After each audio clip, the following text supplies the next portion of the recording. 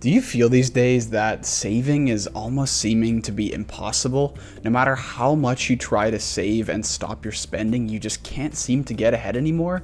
This could be due to inflation, due to just the increased cost of living that you're experiencing, but somehow you just can't quite get those savings in the bank. We all know when we're completing our monthly budget that you spend a lot more than you think you do.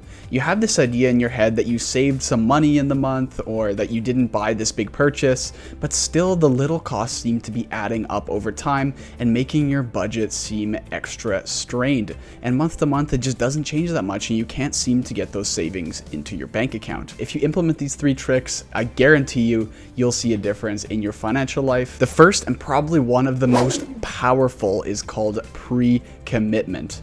What it is ensuring that you are allocating some form of your income, either it be a tax return, some kind of government benefit, or your normal income, and pre-committing a certain amount. And if you can do this, automate it so that it automatically moves that chunk of money to your savings, investments, or emergency fund without you having to think about it. And this is so powerful because if we don't have to think about it, we're not even thinking about saving and we just don't see that money. One great way to do this is if your employer offers for your Roth IRA or for your 401k, if they do automatic deductions from your paycheck. What this is doing is you're not even seeing this money on your paycheck and they're going right ahead and investing it for you into that account. Even if you choose the investments, that's fine, but at least you can't touch that money and you essentially don't think it exists. Very powerful. If you don't have a 401k plan with your employer, make sure you set one up for yourself and ask if they can link it somehow. But if they have it, definitely take advantage of this. It's so powerful. Second is you can also automate to move money from your checking account where you receive your paycheck right into a separate savings account, but you won't see this money in your checking account, and so you're a lot less likely to spend it. And one of the final ones that I personally really love is automating deposits into your broker for your investments. So I do this personally. Every time I get paid, I move a certain chunk of my income automatically. It gets deducted from my bank account and gets put right into my brokerage account. I don't have to think about it. I don't have to wonder if I did it this month. The next trick that's a little bit counterintuitive, but it does make a huge difference, is the elimination of small and frequent transactions. Something as simple as your daily coffee that you get or the fare you pay for the subway. These are all things you need to be adding up over time and doing some kind of analysis to make sure it makes sense.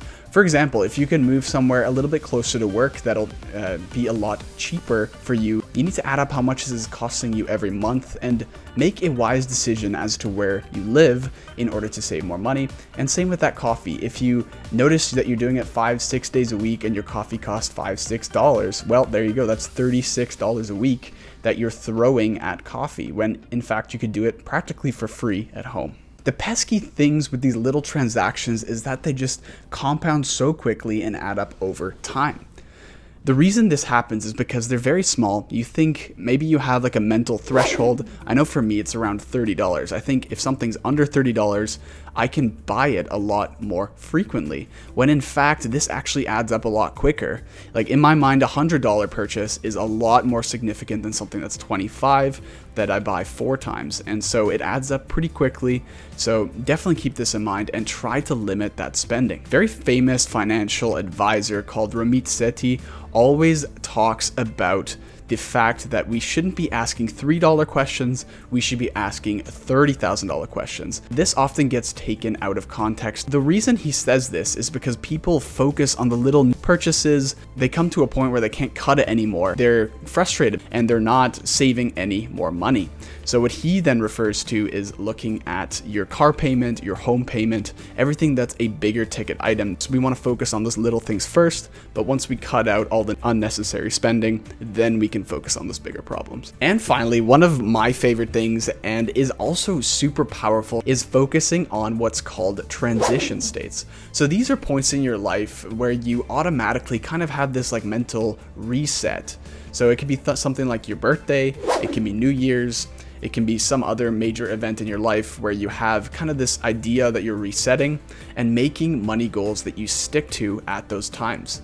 So for example, if it's your birthday and you're like, okay, so this year, because I'm a year older, I want to make sure I have this amount saved over that year.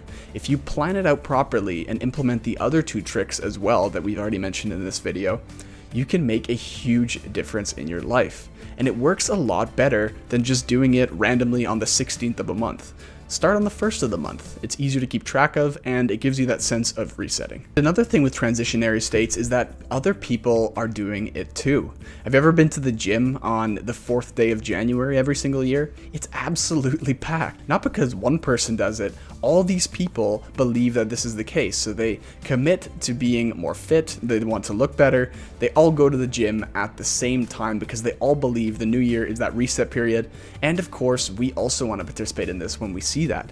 So this is another very powerful thing, is you can use the sense of community that you have to reinforce your transition state. There's 3 psychological money hacks that'll help you to save more money, invest more money, and make sure your budget looks absolutely phenomenal at the end of every single month. Hope you guys enjoyed this one. If you want to check out our other videos, go ahead and do so. I'll link some right here.